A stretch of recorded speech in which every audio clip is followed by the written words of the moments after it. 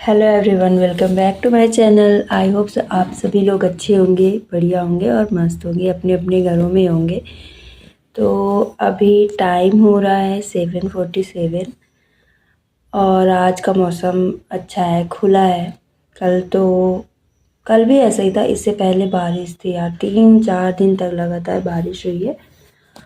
और अब जाकर के मौसम खुल रहा है, अच्छा लग रहा है। धूप तो अच्छी लग रही है, अभी धूप हुई है। चलिए मैं आपको दिखाती हूँ धूप। ये देखो, आज सूर्य देवता दिख रहे हैं, अच्छा लग रहा है। धूप तो ज़रूरी है क्योंकि लगातार बारिश होती रहती है, फिर धूप ना हो तो अजीब सा लगने लगता है। तो सोचा मैंने कि थोड़ा सा धूप ले लिया जाए, तो वही मैं बैठी थी अपने।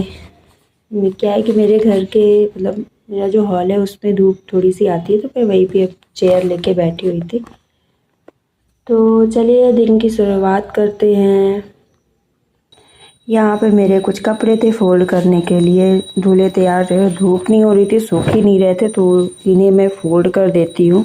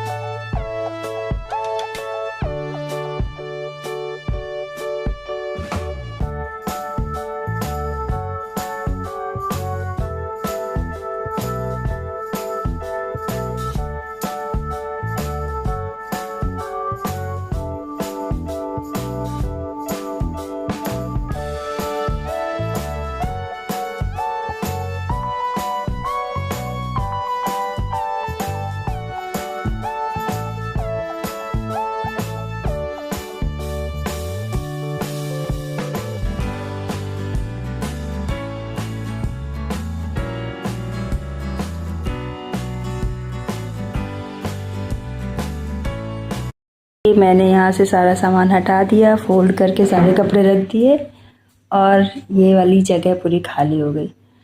हम लोग इस वाली जगह को कपड़े सुखा के रखने के लिए यूज करते हैं। अरे खाली रहता है इसलिए यूज कर लेते हैं, फिर उठा के अपना फोल्ड करके रख दिए। अब मुझे एक अलमारी सेट करनी है, तो चलो उसे सेट करते हैं। तो अलमारी के पास चलते हैं, देखते हैं। हालत इसकी बहुत ख़राब है, सब उथल पुथल हुआ पड़ा है। मैं आपको दिखा नहीं सकती, इसलिए कैमरा मैं उधर नहीं करने वाली। तो चलो उसे सेट कर लेते हैं। मैंने कुछ कुछ सेटिंग की है, ये सब उथल पुथल था, ऐसा बिल्कुल भी नहीं था। और नीचे का देखो, ये यहाँ पे हमारे डेली पहनने वाले कपड़े इधर हैं। इधर सोफ़े के कपड़े हैं, जो सोफ़े में हम कुशन कवर डालते हैं वो सब। और इधर जो हम चादरें यूज करते हैं वो इधर रखे हुए हैं। इससे भी ज़्यादा है, बाकी सब दीवान में हमने डाल के रखा है, सामने नहीं रखा क्योंकि सामने इधर रखने की जगह बहुत कम है। कैसा लग रहा है आप लोग बताना मुझे। अब इसे सेट करने के बाद चलिए इसे बंद करते हैं। ये कर दिया मैंने इसे बंद, ये बंद हो गया। अब हम करेंगे थोड़ी सी डस्टिंग, इधर सामने, इधर सामने, और थोड़ा बहुत जो सोफ़ा वगैरह का कुशन वगैरह इधर उधर फैला बिक रहा है, ये सब हम ठीक कर लेते हैं। चलो ये मैंने सब कुछ सेट कर दिया है और कुछ डस्टिंग भी कर दी है। ये सब कुछ साफ सुथरा लग रहा है, एक भी अस्त व्यस्त नहीं है। जब चीज़ें फैली नहीं होती ना, बहुत अच्छा लगता है। मुझे तो बहुत अच्छा लगता है क्योंकि जब चीज़ें इधर उधर रहती हैं ना, तो बहुत ही मतलब चिड़चिड़ाहट सी फील होती है। आप लोगों को होता है कि नहीं बताना, मुझे तो बिल्कुल भी अच्छा नहीं लगता। ये मैंने इधर का क्लीन कर दिया और इधर का तो मैंने दिखाया था ये। और उधर मंदिर साइड का आप इग्नोर करिएगा क्योंकि वो ये इधर भी सब साफ सुथरा हो गया है। चलिए अब दूसरे काम में चलते हैं, क्योंकि घर के काम तो कभी ख़त्म नहीं होते। जितने भी लेडीज़ें, चाहे वो वर्किंग हो चाहे वो हाउसवाइफ हो, सभी के काम कभी ख़त्म नहीं होने वाले हैं। तो चलो मैं अब ये सब करने के बाद मैं नहा लेती हूँ, फिर आपसे मिलती हूँ। यहाँ पे मैं नहा के आ चुकी हूँ। अब मैं अपनी पूजा कर, मतलब अपनी नहीं, मतलब भगवान जी की पूजा कर लेती हूँ। जो भी मैं रेगुलर पूजा करती हूँ वो पूजा मैं कर लेती हूँ। चलो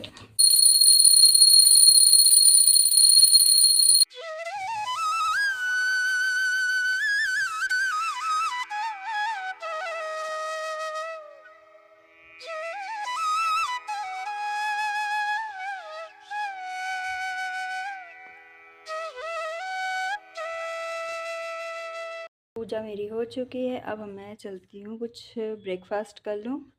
चलिए आप भी मेरे साथ।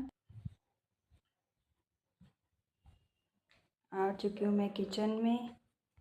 अभी बना था आलू पराठा, तो मैं वही खा लेती हूँ। चलिए, और बताइएगा किस किस को सुबह ऐसे हैवी नाश्ता करना पसंद है, क्योंकि मुझे तो सही लगता है, क्योंकि फिर हम लोगों का जो लंच होता है उसको करने में लेट हो जाता है, तो ब्रेकफास्ट तो हैवी ही करना चाहिए। मैं ले आ ली हूँ अपना ब्रेकफास्ट, और मैं नीचे बैठ के खाती हूँ, क्योंकि मुझे नीचे बैठ के खाना सबसे कंफर्टेबल लगता है। क्योंकि घर पे हैं यार, तो वो डाइनिंग में नहीं, मुझे टेबल कुर्सी नहीं चाहिए, मुझे नीचे बैठ के खाना सबसे कंफर्टेबल लगता है, तो मैं नीचे ही बैठ के खाऊंगी। चलिए मैं खा लेती हूँ। हाँ, ब्रेकफास्ट फिनिश हो गया। अब मैं इसे किचन में रख देती हूँ। चुका, अब जा रहे हैं थोड़ा सा अपने बेडरूम में, थोड़ा रेस्ट करेंगे। अभी टाइम है 11:32।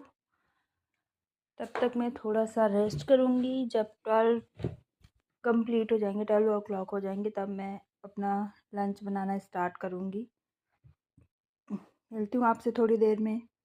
फिर उसके बाद मैं आ गई किचन में लंच की प्रिपरेशन करने के लिए। तो सबसे पहले मैंने सब्ज़ी वगैरह काट के रख ली थी। तो आज मैं बनाऊँगी गिल की आलू टमाटर की सब्ज़ी।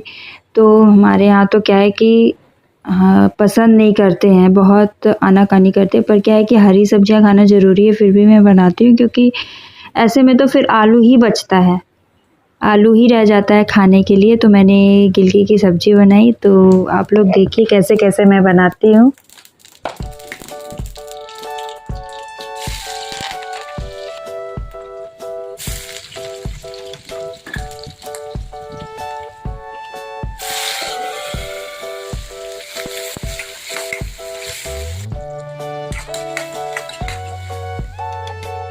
यहाँ पे एक तरफ मेरी दाल बन के रेडी हो गई थी, तो वही मैं चेक कर रही थी कि दाल अच्छे से पकी है या नहीं पकी है। तो दाल मेरी अच्छे से पक गई थी, बस अब इसे तड़का लगाना रह गया है। तो एक तरफ दाल बन रही है, एक तरफ सब्जी बन रहा है। तो ये देखिए मेरी सब्जी, अभी मैंने टमाटर इसको गलाना था, तो टमाटर अच्छे से गल चुका है। अब मैं इसमें डाल दूँगी अपने गिलकी और आलू, और इसे भी अच्छे से पकने के लिए मैं छोड़ दूँगी, क्योंकि इसमें से पानी बहुत निकलता है। तो इसको पानी को, जब तक पानी सूख नहीं जाता तब तक इसे मैं अच्छे से पकाऊंगी। तो आप लोग बने रहिए मेरे वीडियो में, देखिए आगे।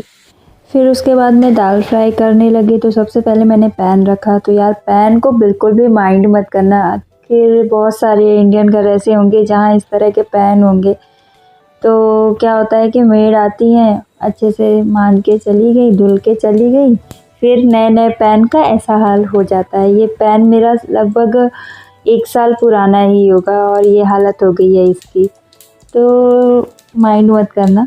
तो यहाँ पे मैंने सारी जो भी तड़के की चीज़ होती सारी डाल दी, राई, जीरा, मिर्च और थोड़ा सा प्याज, ये सारी चीज़ें डाल करके मैं अपने दाल को फ्राई करती हूँ। ये थोड़ा सा प्याज डाल दिया, जब ये ब्राउन हो जाएगा उसके बाद मैं इसमें टमाटर डाल दूँगी, ताकि और टमाटर को भी अच्छे से पका लूँगी। ये देखना थोड़ा सा कैसा होगा। ये मैं डर गई थी, क्योंकि गैस का फ्लेम जो था थोड़ा हाई था और मैंने ध्यान नहीं दिया और इस तरह आग जैसे निकली। फिर ये मैंने जब टमाटर अच्छे से पक गया उसमें मैंने डाल दिया दाल। तो देखो कितनी सुंदर दिख रही है, कितनी टेस्टी लग रही है। और देखो कितना प्यारा लग रहा है देख करके। फिर उसको मैं दाल को थोड़ा सा ढक कर के रख दी ताकि उसमें थोड़ी सी उबाल आ जाए। और देखो कितना सुंदर लग रहा है उबाल आने के बाद, और भी अच्छा दिख रहा है ये। खाने में भी टेस्टी था, ऐसा नहीं है कि सिर्फ दिखने में अच्छा है, खाने में भी टेस्टी था ये। तो दाल तो मेरी हो गई है, उसके बाद मेरी सब्ज़ी भी लगभग पक चुकी है। देखो सब्ज़ी भी बहुत अच्छी थी। और घर का क्या है, घर में तो लोगों को यही है कि हरी सब्ज़ी हम नहीं खाएंगे, तो कैसे कैसे खिलाना पड़ता है। तो सब्ज़ी भी बहुत अच्छी थी। यहाँ पे सब्ज़ी बन के रेडी हो चुकी है, तो मैंने चावल रख दिया।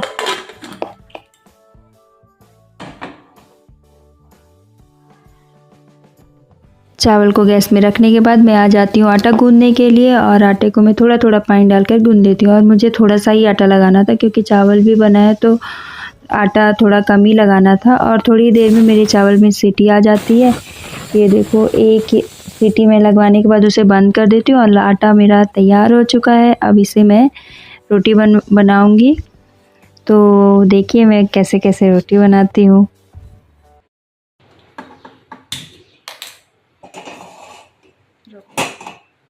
तो चलिए रोटी बना लेते हैं। तो यहाँ पे मैं एक एक करके लेकर के रोटी बनाती हूँ। और तवा रख दिया है मैंने गैस पे, और थोड़ा थोड़ा परता लगा कर के मैं रोटी बना लेती हूँ। तो देखिए आप सभी।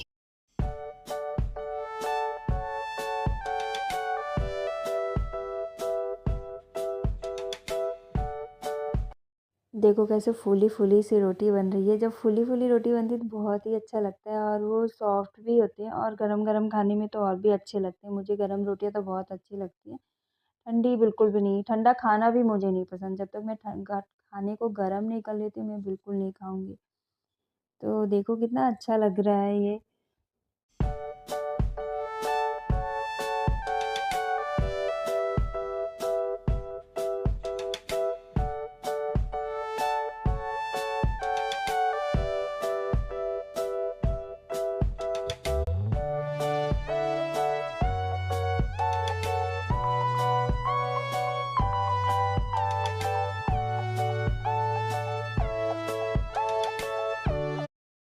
खाने के बाद मैं फ्री होके अब थोड़ा जा रही हूँ मार्केट।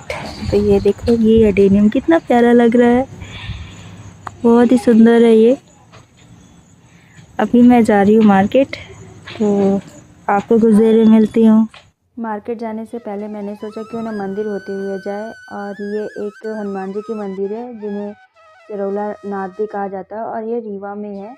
और ये बहुत ही पुरानी मंदिर है और बहुत फेमस मंदिर है। और यहाँ हर मंगलवार और शनिवार को इतनी भीड़ रहती है कि जहाँ अभी तो बहुत खाली दिख रहा है आपको, ये एक भी खाली नहीं रहता, पूरा कैंपस भरा हुआ रहता है।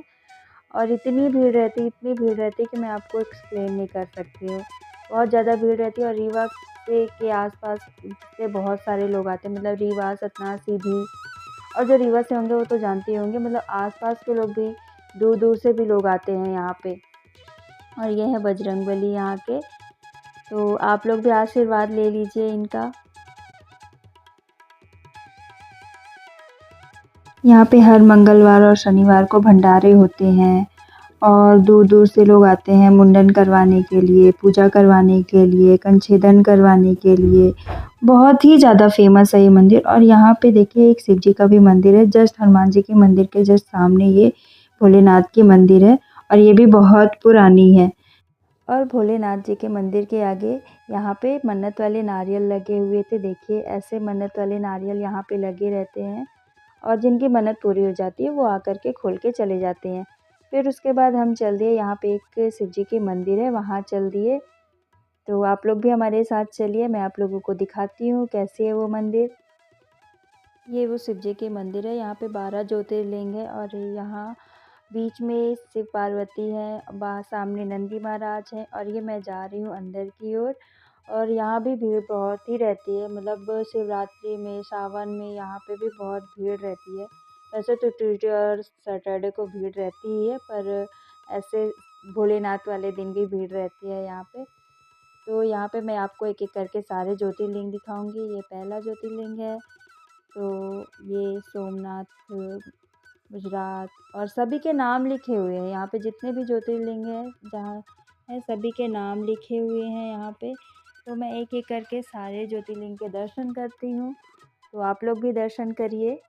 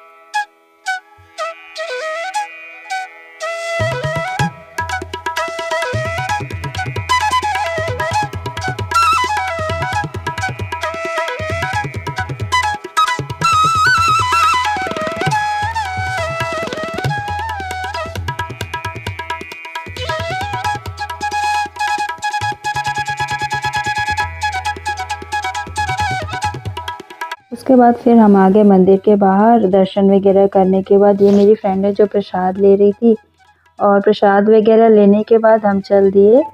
अपनी स्कूटी से आए थे हम लोग, तो वही मैं अपनी स्कूटी के पास जा रही हूँ। और ये पूरा कैंपस है, और भी चीज़ें बन रही हैं और बहुत सारी चीज़ें यहाँ होती हैं, कथा पूजा, मतलब इस तरह की चीज़ें। और मंदिर के बाहर देखिए पूजा की सामग्री, फूल और भगवान जी के कपड़े, चोले और नेल पेंट, श्रृंगार की चीज़ें जो भी होती हैं वो सारी चीज़ें।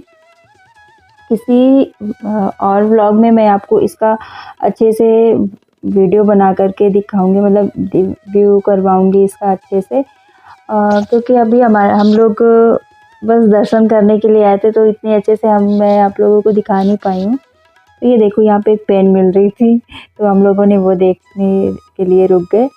और फिर हम चल दिए अपनी स्कूटी के पास में। तो धूप बहुत ज़्यादा थी यार, इतनी तेज़ धूप थी, मुझे तो इतनी गर्मी लग रही थी कि मैं एक्सप्लेन ही नहीं कर सकती उस चीज़ को, इतनी गर्मी थी। और देखो छोटी छोटी चीज़ें ऐसे दुकान के बाहर रंग बिरंगी, कितना प्यारा लग रहा है रंग बिरंगा सा ना। ये मैं हूँ जो जा रही हूँ, ये रही मेरी स्कूटी। तो यहाँ पे हम थोड़ी देर रेस्ट करते, फिर उसके बाद जाते हैं। और जैसा कि मैंने बताया था कि हमारे यहाँ गरबे की तैयारी हो रही है, तो मुझे कुछ लहंगे देखने थे। तो ये मेरी फ्रेंड है जो लहंगा पहन के दिखा रही थी कि कैसा है, आप लोग बताना ये वाला कैसा है और ये कैसा है। वो एक एक करके पहन के दिखा रही थी, उन्हें भी लेना था, मुझे भी लेना था, तो हम लोग वही देख रहे थे। फिर मार्केट से आने के बाद हम लोगों ने थोड़ी देर गरबा प्रैक्टिस किया। प्रैक्टिस से आने में समथिंग 6:30-7 तो हो ही जाते हैं। तो वहाँ से आने के बाद मैंने पूजा वूजा किया, उसके बाद फिर डिनर की तैयारी करने लगी। तो डिनर में आज शिमला मिर्च, पत्ता गोभी और गाजर की सब्ज़ी थी, तो ये मैंने बनाया। तो बहुत ही सिंपल है ये, इसमें कोई रेसिपी शेयर करने की कोई ज़रूरत नहीं, क्योंकि ये बहुत ही सिंपल है, कोई भी बना सकता है इसे। तो वही मैं बनाई।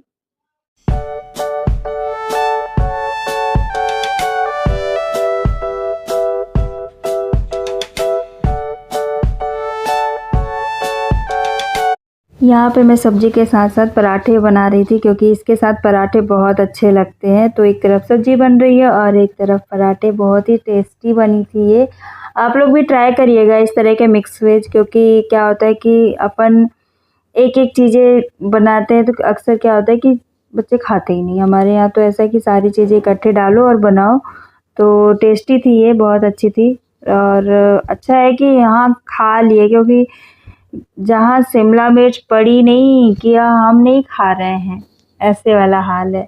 यहाँ पे मैंने एक ट्रायंगल शेप का पराठा बनाया था और एक मैंने बीट रूट का पराठा बनाया था। ये मैंने सिर्फ अपने लिए बनाया था, क्योंकि बाकियों को घर पे पसंद नहीं है ये। और ये बहुत हेल्दी होता है, बहुत टेस्टी होता है। तो यहाँ पे डिनर बनके तैयार हो चुका है। आई होप ये वीडियो आप सभी लोगों को अच्छा लगा होगा। So please like share and subscribe to my channel, and मिलते हैं अगले वीडियो में। बाय बाय एवरीवन, अपना ख्याल रखिएगा।